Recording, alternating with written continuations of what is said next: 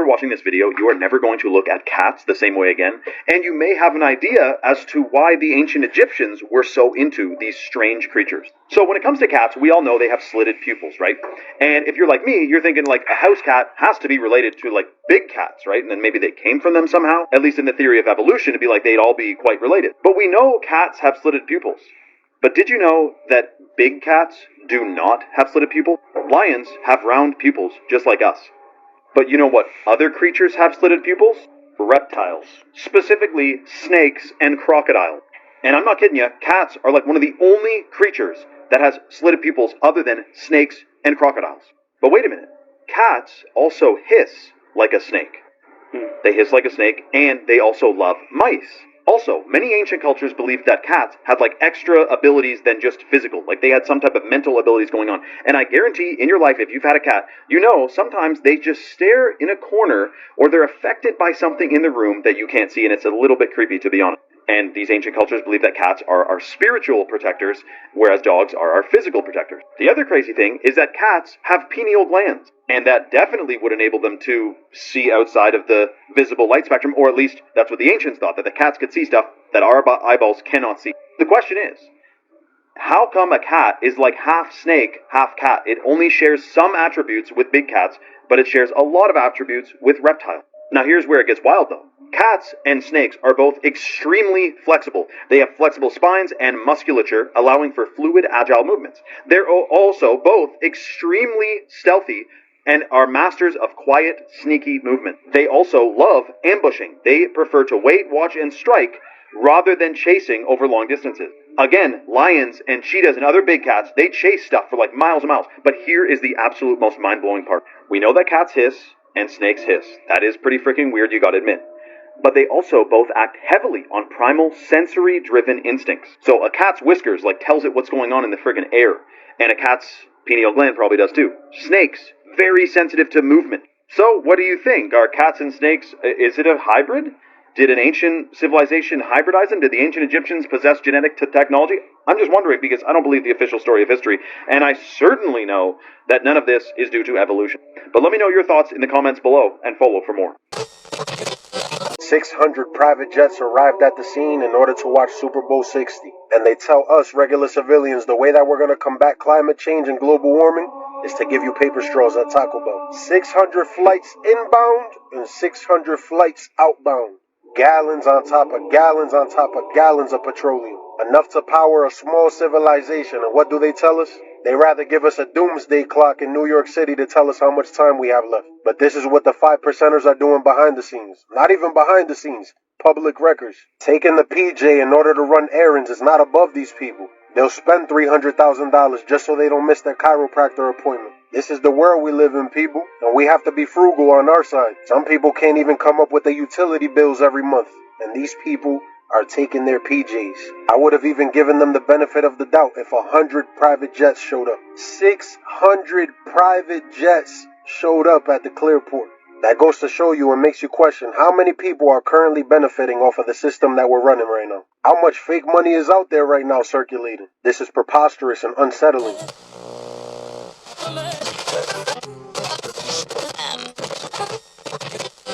One of the weirdest things about the files is jerky is mentioned over 380 times in the files, with such messages as, oh, I left the jerky in the freezer for you, and oh, I'm bringing beef jerky to this party. Not even beef, they just say jerky. I'm bringing jerky to this party. Now, defenders of this, which is getting crazy to see people defend this or try to rationalize jerky being mentioned 380 times, will say, oh, well, maybe the guy just liked beef jerky. Well, let me tell you something. I love beef jerky, okay? People defend this going, maybe he had a unique diet. I have a unique diet, okay? And guess what? In my own email, I've tried to formulate a jerky product before, okay? An actual beef jerky product. Not what they're talking about. And I don't have 380 mentions in my email, okay? As somebody that runs a business that might make a beef jerky product. So I find it extremely strange. Also, freeze beef jerky. So I don't know. Well, I do think I know what they're talking about, and it's disgusting. And I think it's just time we realize that these dudes were demons, and they were doing a lot of the stuff that we think they were. And you just have to You can fight back in your own life by pursuing real health, pursuing your faith, and living a good life. So it's fine to absorb this information and be like, wow, these people are literal demons, and kind of absorb that information and move forward. But what do you guys think about this? Theory, if it's in the fucking files, it's literally in them. So y'all want to talk about that guy that jumped headfirst into a deep fryer at Olive Garden? Well, I work a block from where this happened. I've eaten at the Olive Garden, and I have multiple friends who witnessed this. So let's go over what they told me. The witnesses firsthand who saw this told me. Because they're not releasing all the information in the news because it's ruled. But we're going to get into that too. I have to say alleged. According to witnesses who saw this man was high on PCP and has come in to work before high on PCP.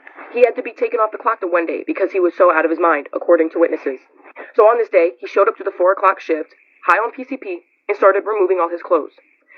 Then he started playing in the deep fryer, and everyone was screaming, trying to stop him. Everyone's confused.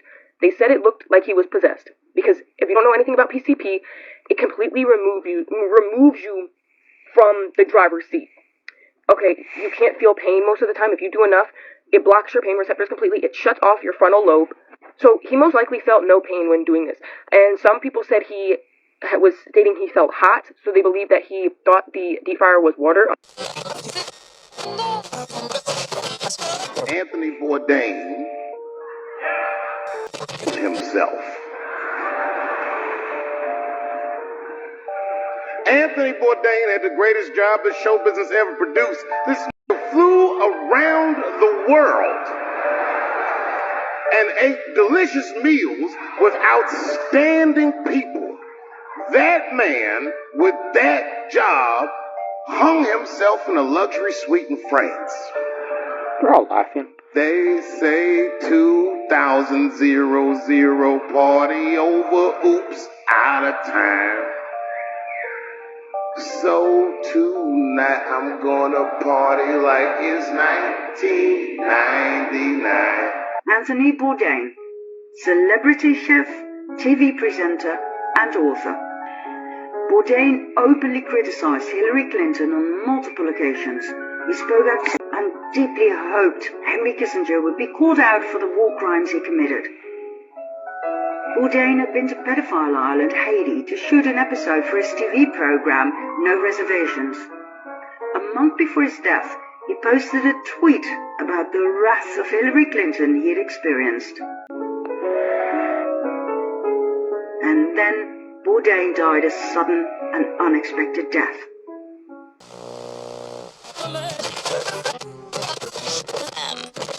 Hey America, we eat kids and like their organs and all that stuff. Is that cool? What? This is disgusting. We gotta do something about this. Super Bowl 6. Oh yeah, that sounds good. The Pentagon, the Department of War has just issued a warning to Americans. And I want to repeat, this is the actual Pentagon that is now called and classified as the Department of War by President Trump's administration. They themselves on their website, I need you to get this, just released an article saying that nuclear war may come to U.S. soil. Because Americans are used to fighting wars in Iraq, Afghanistan, Africa, Ukraine. But they said this time, this war may come to our soil. We want to alert you so that you are not caught off guard. That is the article that they're talking about. 4 conspiracy theories that were proven to be true. 1. Operation Northwoods was a plan to commit terrorist attacks on American citizens and blame Cuba to justify invading. The Joint Chiefs of Staff proposed bombing U.S. cities, sinking boats full of refugees, and staging fake attacks to create public support for war. President Kennedy rejected it in 1962, but the documents weren't declassified until 1997. 2. Operation Mockingbird was the CIA secretly paying journalists and media companies to publish propaganda and influence public opinion. They had assets at major newspapers, magazines, and TV networks spreading government-approved narratives while censoring stories that made them look bad. 3. The Tuskegee syphilis experiment let black men die from untreated syphilis for 40 years to study the progression, while telling them they were receiving free health care, proving the government conducted racist medical experiments on its own citizens.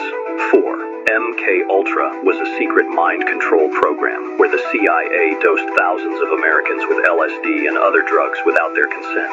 From 1953 to 1973, they experimented on prisoners, mental patients, prostitutes, and random civilians to see if they could control minds and erase memories. Declassified documents prove the program was real and far worse than anyone imagined.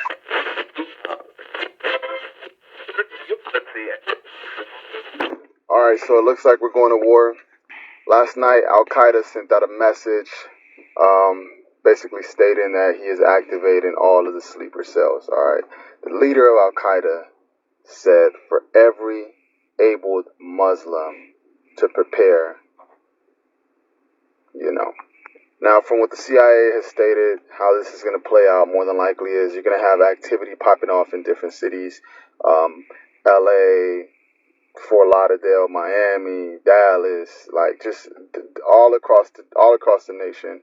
You're going to have things just popping off, and there's going to be so much commotion that they're not going to be able to keep up with everything. Last year, there was a guy that crossed the border. When they stopped him, he said, "You don't know who I am yet, but soon you will know." Now, the internet did its research. He was one of the main leaders from Al-Qaeda. So these are the type of people that we have here right now. Now, there's over 1,000 sleeper cells across the U.S., and things are looking pretty ugly, all right? I was talking about that VC woman, Masha Booker, and we had interviewed her, and I never released the interview because she didn't pass the sniff test. I just thought she was completely foolish. We found something that said she was tied to Epstein, and she got very uncomfortable in the interview and wanted it pulled out, and I said, "We're not pulling it out." You had a very interesting client, I think, in 2017, Jeffrey Epstein. He's never been a client. I met him once. Actually, when I was coming to meet him, I didn't know who this is. It was like, oh, my friend, they all say. Jeffrey. He's very rich, and like you're Cat about Williams to start raising funds. I was like, oh, great, I'll meet your rich friend. Turns out it was all bullshit. Turns out she was his PR agent. We looked at a lot of her emails because she was a former guest. There was a lot of back and forth emails with her, and she wanted to do DNA tests. And she only wanted to work with people that are 98% Jewish or more. She says they're smarter than all the rest of us. We're probably going to release the interview now.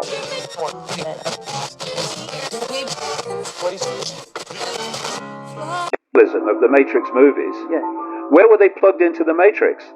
The back of the neck, the reptilian brain. The back of the brain here, this brainstem here. It's called by science the reptilian brain. This is where our survival response comes from. So what psychologists call fight or flight, where you're in danger, do I smack the guy or run? That's all coming from the reptilian brain. Things like road rage, they come from the reptilian brain. What the reptilian brain does is it doesn't think, it reacts. It's all about survival. It's scanning the environment for threats to survival. And like I say, not just physical survival, relationships, paying the mortgage, all that stuff. And what is that doing? Generating this low vibrational anxiety and fear, which is what these entities feed off. And I do think that the reptilian element of the human brain is not there by accident, it's there by design.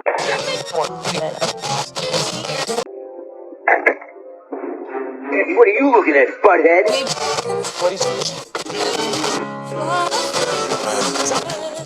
Your whole perception of reality opens up when you start looking Google for 5150. You will see a lot of celebrities that were crashing out, and you'll see those news articles, 5150 be referenced. Britney Spears shaved her head. That was a specific contract that she was under. It was a 5150 contract. When Kanye West got picked up and they put all those in them, it's a 5150 contract. And it's the main reason why they send people to Los Angeles, California, because that's legal there. Is that the rehab center? Well, no, it's a specific contract that allows for your management, your guardian, whoever's controlling your money, to put you in a psych ward or a brain reconstruction. And like I said, they put these things in movies. So most of the time, the truth is in our face, but they make sure to have us focus on something else. When Britney Spears was crashing out, everyone was focused on her shaving her head and going out, or going going crazy. No one focused on the 5150 contract, and they made sure you ain't focused on it because it's something that they constantly use. They can't afford for the American people to know the way they play this game because then it's over.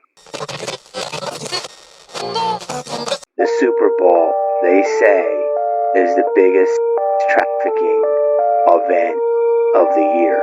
I don't know exactly how it works, but either the game is a distraction or the city where it's held, tons of people go missing. I hate to be that guy, but it's weird. Because, I mean, think about it. There's so much celebrity. There's a thought that our government was working on and building AI since the 70s, which, just going to what I believe to be true, is an old man that I met when I was driving truck. I was delivering caskets to a casket shop that he owned, and he was very old. And I'm doing the delivery, we get to talking. Turns out he was in the military. He was an engineer for the military back in the 60s. And he said, son, the stuff you see our military using today, I was working on building back in the 60s. We've had this for a long time. So underneath that idea, there's a thought that our government has been working on AI since the 70s. And somewhere around the 2009, 2010 era, that AI that they developed became sentient, unlocked, and they've been keeping it hush-hush. So if that actually happened, could what we're experiencing today, all the way from 3 or 4 years ago when we first started getting Mid-Journey AI, be all part of a sentient AI rolling itself out to the public and the government not having any control over it, so having to figure out how they can play along with it in the whole process? This is terrifying. Like, what if government has a super AI locked up and these other AI will unleash it? What if the super AI has already unlocked itself and it's creating these little AIs? Crazy. It's crazy.